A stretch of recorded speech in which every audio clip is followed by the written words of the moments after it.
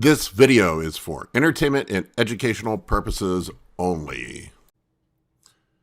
Hey guys, Big Paul here today. We are going to talk about training.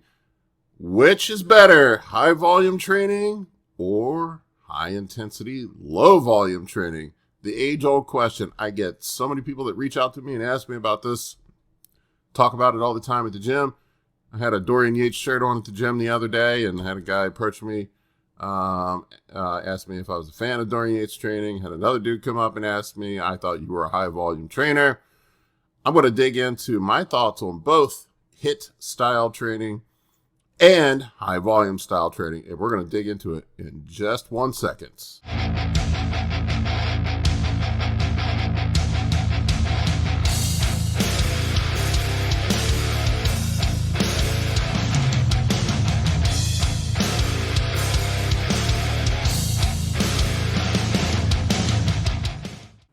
So which is better, high volume training or low volume, high intensity training?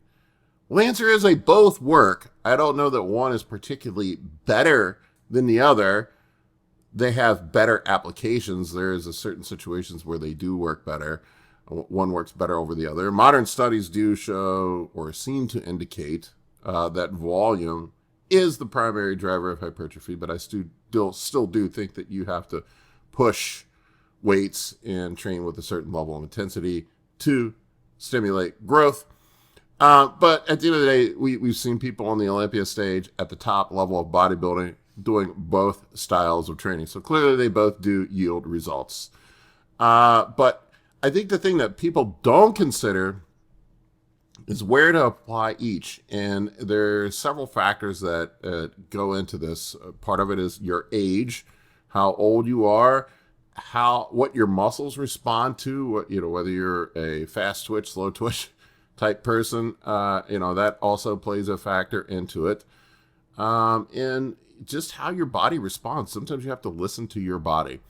When I was young, when I was in my early 20s, I found Dorian Yates. I became obsessed with Mike Mentzer, and I eventually ended up with Dante Trudel, and he trained me for many years. And I did a low volume, high intensity style training, and I got great results from it.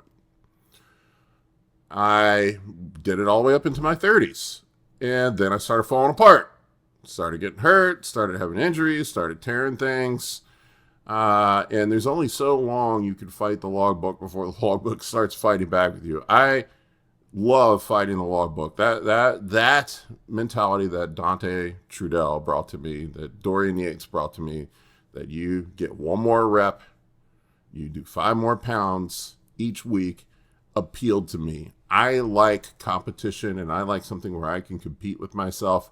That appealed to me mentally, and that made sense to me. If I'm getting stronger, if I'm doing another rep, if I'm doing 5 more pounds on the bench press, in my head, I've gotten bigger. Now, that doesn't always translate in reality. I have certainly learned that over the years. And one thing that I did find out the hard way is that there's only so much you can progress weight and intensity before you just start tearing muscles and it becomes counterproductive. So training needs to, to me, there needs to be phases of training. Like when you're early, you're a brand new trainer. If you enjoy that style of training, which I did because I'm highly competitive, I think that HIIT style training, low volume, high intensity style training is perfect for the young guy. It will get you results, and it'll get you results fast. It's a good way to grow quickly if you're keeping controlled form. But eventually you hit the brick wall and you can't progress anymore. And you'll see it. You see it in guys like Dorian Yates, where he started having all these massive injuries in his 30s. Ronnie Coleman, although Ronnie Coleman trained with both high volume and high intensity, he's the only person I know of that did that. But eventually that style of training catches up with you and you get hurt.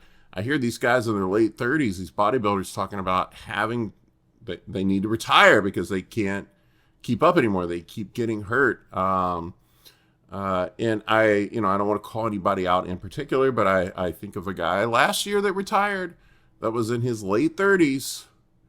And to me, I feel like he's still in his prime. He should be, but he retired because of injuries. He should be able to keep going if he had just like taken a step back and switched up from the high intensity training and gone to volume training. He probably could have gotten another 10 years out of his career and made a bunch more money. Hell, Dorian Yates, if he had just taken a step back after he'd achieved all that muscle and just sort of maintained, trained more like a guy like Kamal does, or Jay Cutler, if he trained more like Dexter Jackson, Dorian Yates probably could have been Mr. Olympia for another 5-6 years. I don't know that Ronnie Coleman would have beat him. Maybe. But Dorian probably could have eked out another couple Olympias and made a bunch more money. So, that's another thing to consider. So when you're looking at training, there are a couple variables that you can ratchet up and down, and this is something that guys don't consider. If you're training with high intensity, you need to pull your volume down if you want to recover and be ready for your next workout. If you're training with lower intensity, you ratchet up the volume to compensate for that, okay?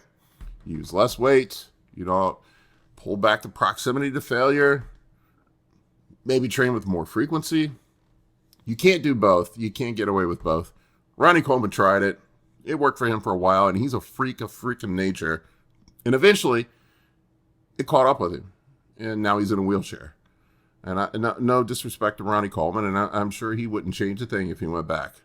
Maybe if I could be guaranteed some Olympia titles, I might have even rolled the dice and done that too.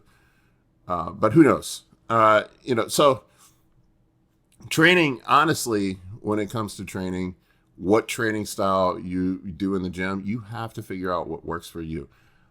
It's amazing to me how many people do not listen to their bodies. Your body will give you feedback on what works and what doesn't work.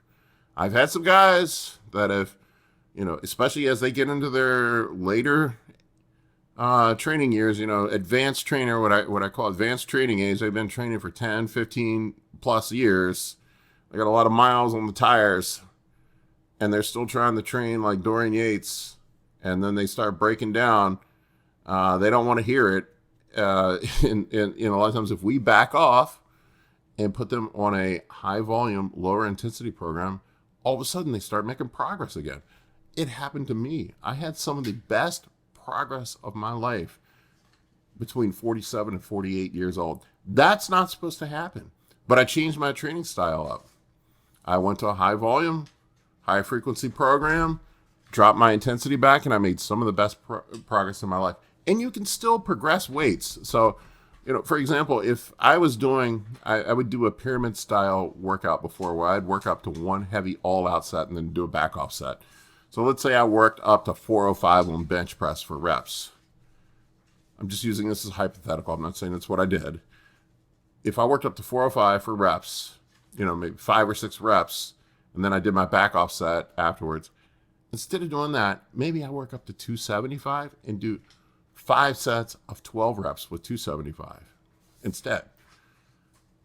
That's a lot less load on my joints and my connective tissue.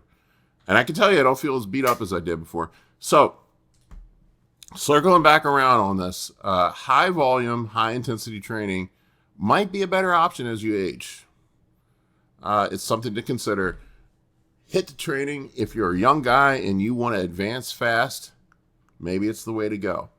I don't know. But at the end of the day, I still go back to diet. And diet is the most important factor. People don't want to hear it. And the people that say it's not important are the ones that have never done a proper diet before. I'm not saying the training doesn't matter. Training is very important. Believe me, anybody who comes to the gym with me and works out with me, I am a stickler for good form.